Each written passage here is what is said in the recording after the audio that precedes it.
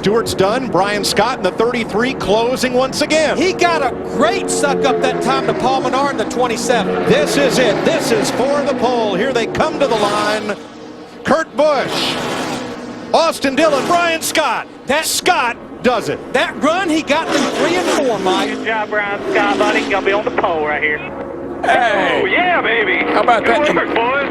And look at the cars that are at the top 5.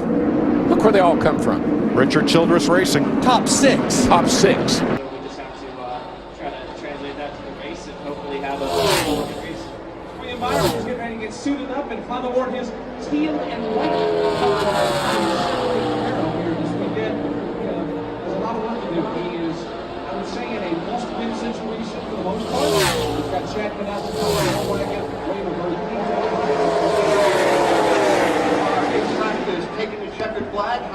Powered by Coca-Cola, David Gilliland, Reed Sorensen leading him to the green in front of a great crowd here at the World Center of Racing.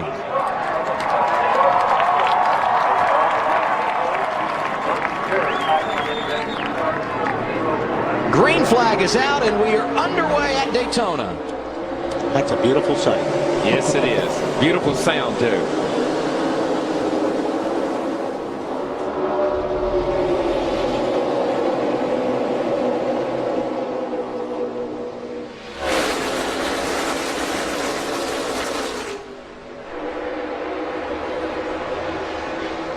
I say this actually is a bit of a compliment. This will either be really fast or it could be trouble for A.J. Allman. Yeah, and he was searching right there. You saw a little bit of brake smoke, just like we saw out of the 29 car when he went down into turn 1. I think he got in there a little bit hotter than he wanted to.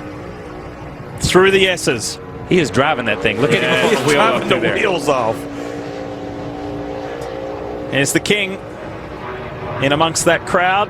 One of 3 spotting locations here at the 2.5 mile Watkins Glen International. What's he doing over there? He knows where all the excitement is in the inner loop. They either got pump shape. He has to check up out of the gas to let the thing settle down because he came through there all but sideways. Yeah, that hurt him all the way through turn 5 and probably even up this short chute. And up this way, and that's the problem. Greg Irwin, his new crew chief, been on board now for about 3 races with him. Moving over from Roush Fenway was Greg Biffle's crew chief. And this is a teammate thing. You want to be somewhere close to your teammate. Wow! Quickest. How about that? A.J. Allmendinger steals the pole from his RPM teammate. After saying nobody's better here than Marcus, A.J. Allmendinger shocks everybody and breaks into the 109s. 13 drivers have qualified so far. The 14th will be Marcus Ambrose in with DeWalt Stanley. Number 9 Ford. This is his 5th trip to Bristol. He has 1 top 10 start here. Now he's going to be part of this deal late Saturday where they try to set world speed records on this track. My money's on Brad Knopfsinger in that ISMA Super Modified. Right now, my money's on Marcus Ambrose because he goes to the top of the charts to a 15-13. Marcos likes his place. He, I don't, for whatever reason, I guess it just takes to his driving style, but he's run really well here. Finished 10th here a few years ago for the race on 7 cylinders. Yeah. Second lap falls off 2 100s, but Ambrose is quicker. A whale of a lap. Mike, I know who else she's going to give some competition to this year on another award. I think that Sprint Cup Series Most Popular Driver Award that Dale Earnhardt Jr. pretty much has been a lock for the last few years.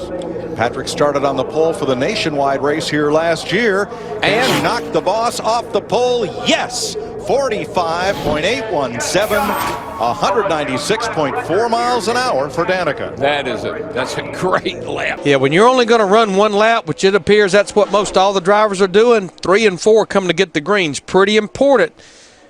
Well, we talked about the prior fastest lap of the season at Texas. It was his lap. David Reagan won the pole in Texas. Well, he's in the catbird seat, there's no question, and he's doing it, man. Right at 200 miles an hour, and he's working toward bettering Allmendinger by, it's coming back a little bit. This is going to be right on top of Allmendinger. Got a little high off at 4. And Reagan got him. That's the best looking come to get the green line I've seen so far. I mean, he was in there on the bottom. Right here and get back to the throttle. He didn't hesitate. Will Mark Martin break the tie with Ryan Newman and Jeff Gordon for active pole winners, currently at 4 apiece. Darrell tried to ease it down into turn 3. It's coming back the right direction. I think he got it. He did it. He did it. 5 1/1000ths of a second.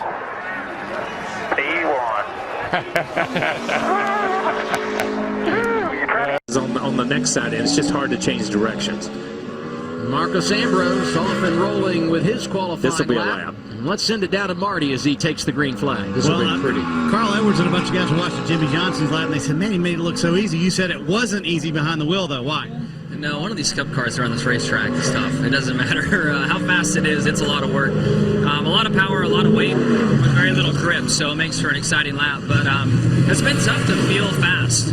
Even when I've been fast, if I didn't have the stopwatch to tell me, I'd say it wasn't all that good. So we'll see how it holds up, though. It's a decent lap. Also had a big week for this golf tournament, raised a lot of money. But we all want to watch this Marcos Ambrose lap right here, Adam. Yeah, it's a good one, too. I mean, you watch Marcus. He's not getting a lot of air. He's just hitting the marks perfect.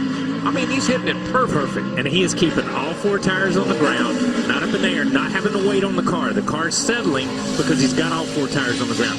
And I'm going to tell you, he made the top of the racetrack.